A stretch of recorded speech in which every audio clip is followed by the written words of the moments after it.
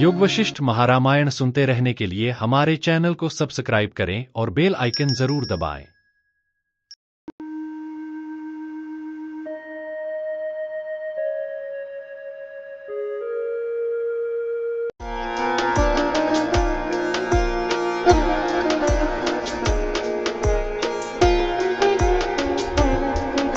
स्थिति प्रकरण सर्ग 29। दाम आदि के जिन्हें देवताओं के प्रयत्न से देहाभिमान प्राप्त हो गया था, युद्ध में विषाद का, तदंतर पलायन और पराजय का वर्णन। श्री वशिष्ठ जी ने कहा, हे श्री रामचंद्र जी, इस प्रकार के व्यग्रता बहुल रणारंभ वाले अत्यंत क्रोध युक्त प्राणग्राही असुरों ने बड़ा भारी संग्राम सहसा आरंभ किया। उस युद्ध को देवताओं ने किसी समय एकमात्र वाग युद्ध से, किसी समय दानादि उपाय द्वारा संधि से, किसी समय पलायन से, किसी समय धैर्य से, छिपकर अपने लोगों की रक्षा करने से, किसी समय कृपण के सदृश शरणागति की याचना आदि से, किसी समय अस्त्र युद्ध से और बार बार अपने अंतर्धानों से 30 वर्ष तक चलाया। दूसरा युद्ध 5 वर्ष 8 महीने तक चला और तीसरा युद्ध 12 वर्ष तक चलाया। तब तक लगातार दोनों सेनाओं में पेड़ों, अग्नियों, आयुधों और मुख्य मुख्य वज्रों और पर्वतों की वृष्टियां गिरी। इतने समय तक अहंकार का दृढ़ अभ्यास होने के कारण वासना से ग्रस्त चित्त हुए दाम, व्याल और कट ने अहम ऐसा अभिमान ग्रहण कर लिया। अभिमान का अभ्यास अहंकार की दृढ़ता का हेतु है। इसे दृष्टांत द्वारा दर्शाते हैं। जैसे अत्यंत निकटता होने के कारण दर्पण बिंब से युक्त हो जाता है, वैसे ही कल्पना का अभ्यास होने के कारण वे अहंकार को प्राप्त हुए।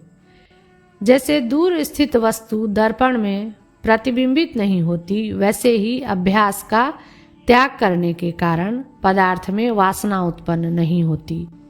जब अहंकार ही आत्मा है, ऐसी वासना वाले दाम आदि हुए, तब मेरा जीवन रहे, मेरा धन हो, इस प्रकार के आशय वाले वे दीनता को प्राप्त हुए। तदंतर विहित निषिद्ध प्रवृत्ति की वासना से वे ग्रस्त हुए। तदंतर मेरा शरीर निरोग, दृढ़ और भोग समर्थ हो इत्यादि मोह वासना से ग्रस्त हुए। तदंतर आशा रूपी पासों से बंधे हुए वे मुग्धा के समान कृपणता को प्राप्त हुए। तदंतर जैसे रस्सी में सर्पत्व की कल्पना होती है, ऐसे ही अहंकार शून्य दाम, व्याल और कट ने ममता की कल्पना की। पैर से लेकर मस्तक तक मेरा सारा शरीर कैसे स्थित हो, मेरा, इस प्रकार की तृष्णा से कृपण हुए वे दीनता को प्राप्त हुए। मेरा शरीर स्थिर हो, मेरे सुख के लिए धन हो, इस प्रकार की बद्धमूल हुई बुद्धि से युक्त उन लोगों का धैर्य छिप गया। दाम आदि दैत्यों के वासना युक्त होने के कारण शरीर में अल्प सामर्थ्य होने से पहले जो प्रहार करने में तत्परता थी, वह तुरंत मिटाई हुई लिपि के समान कार्य में असमर्थ हो गई।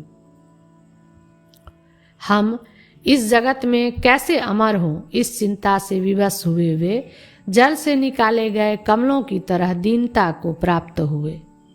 अपने में अहंकार वाले दाम, व्याल और कट की स्त्री अन्नपान से विषयों की भावना में स्थित, अतएव संसार को प्राप्त कराने वाली भीषण आसक्ति हुई। तदंतर जैसे मत्त हाथियों से खूब कुपित हुए वन में हरिण अपने जीव के विषय में प्रयत्नशील होते हैं, वैसे ही उस रण में भय के कारण वे अपने जीवन में प्रयत्नशील हुए। वे लोग हमें मारेंगे, इस चिंता से आहत हृदय होकर कुपित ऐरावत वाले रण में धीरे धीरे घूमने लगे। मरण से भयभीत हुए एकमात्र शरीर को चाहने वाले उनके सिर पर अल्प बल होने के कारण शत्रुओं ने पैर रख दिया।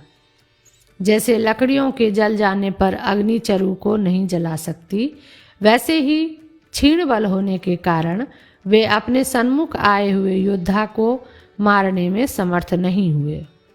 प्रहार कर रहे देवताओं के सामने मच्छर रूपता को प्राप्त हुए छत विक्षत शरीर वाले वे अन्य साधारण योद्धाओं की नाई स्थित हुए। बहुत क्या कहें, मरण से भयभीत चित्त वाले वे दाम आदि दैत्य देवताओं के आक्रमण करने पर समरभूमि को छोड़कर भाग निकले।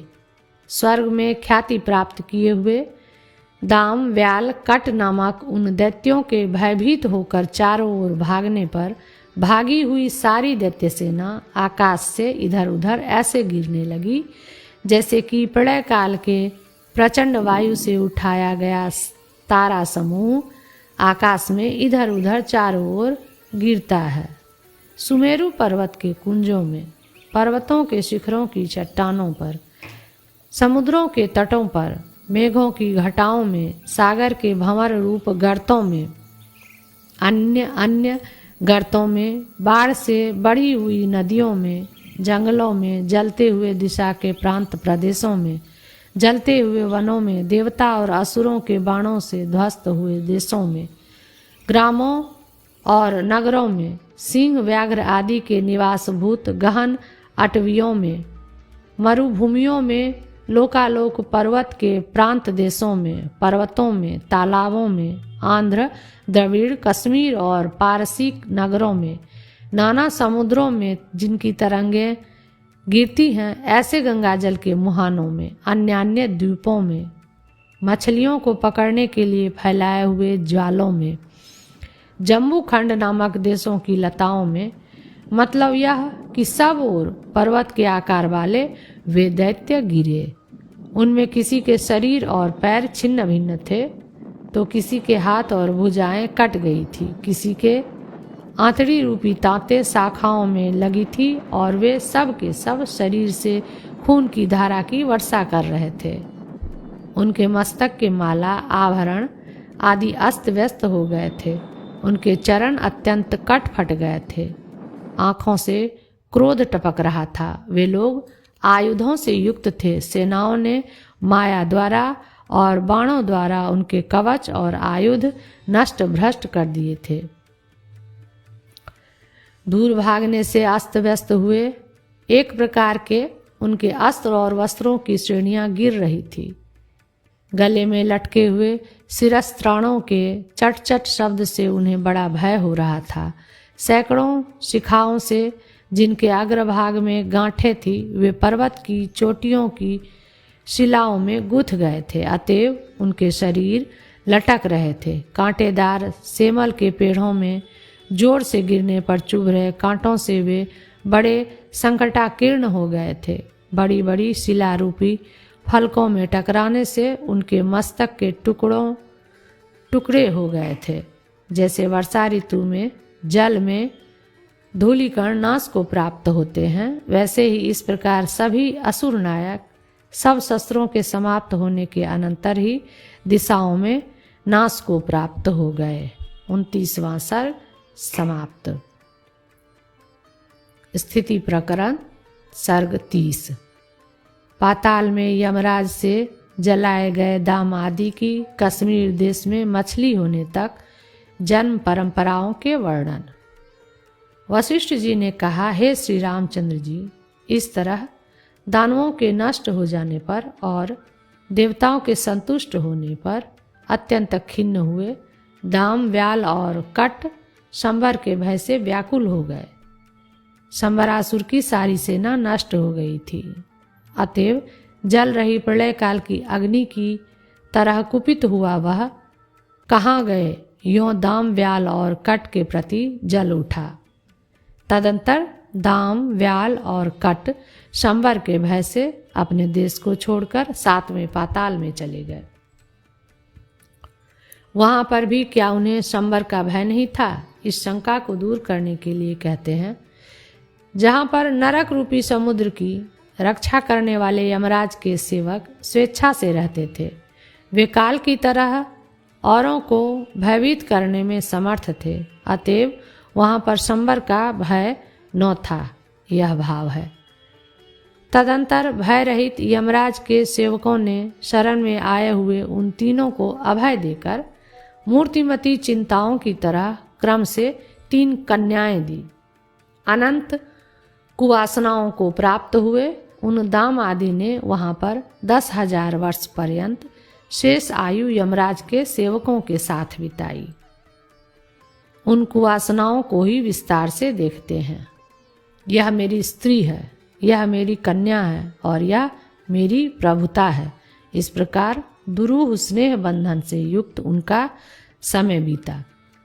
तदुपरांत किसी समय यमराज अपनी इच्छा से महानरकों के कार्य का विचार करने के लिए उस प्रदेश में गए। छत्र, चामर आदि चिन्हों को न देखने के कारण वे यमराज को नहीं पहचान सके, अतएव साधारण सेवक के समान उन तीनों असुरों ने अपने विनाश के लिए उन्हें प्रणाम नहीं किया। तदुपरांत यमराज ने अपने एकमात्र भ्रुकुटी चढ़ाने से ही उन्हें जलती हुई रौरव आदि भीषण नरक भूमियों में पहुंचा दिया। जैसे वानाग्नि द्वारा छोटे छोटे वृक्ष जलाए जाते हैं, वैसे ही वहाँ पर करुण क्रंदन करने वाले वे अपने इष्ट मित्र, स्त्री, बंधु बांधवों सहित रौरव आदि नरकों की अग्नि ज्वालाओं से जलाए गए। तदंतर वध और बंधन का कर्म करने वाले यम किंकरों के साथ सहवास होने के कारण वे उसी अपनी क्रूर वासना से वध और बंधन कर्म करने वालों के आकार के राज किंकर किरात हुए। किरात जन्म का त्याग करके गर्तों में कौवे हुए। कौवों के जन्म के बाद उन्हें गीध का जन्म मिला। उसके बाद वे सुग्गे हुए। फिर त्रिगर्त देश में वे सूकर हुए और पर्वतों में मेघ हुए। तदंतर उन कुबुद्धियों ने मगध देश में कीटता धारण की।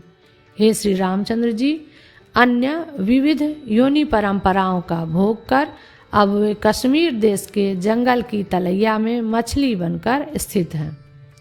सूखे हुए कीचड़ से लथपथ शरीर वाले और वानाग्नि से खौलाया हुआ थोड़ा थोड़ा कीचड़ के तुल्य गंदा जल पीने वाले वे न तो मरते हैं और न जीते ही हैं। जैसे समुद्र में तरंगे हो कर नष्ट हो जाती हैं, वैसे ही विचित्र योनियों में भ्रमण का अनुभव कर पुनः पुनः हो कर वे पुनः नष्ट हुए। हे श्री रामचंद्र जी, संसार रूपी जलधि में पड़े हुए वे वासना रूपी तंतुओं से प्रेरित होकर देह रूप तरंगों से तृण की तरह चिरकाल तक विविध प्रदेशों में पहुँचाए गए। यहाँ भी वे अपरिच्छेद्य फल रूप शांति को प्राप्त नहीं हुए हैं। वासना की भीषण महा अनर्थ रूपता को इसी दृष्टांत से आप सर्वत्र देखिए।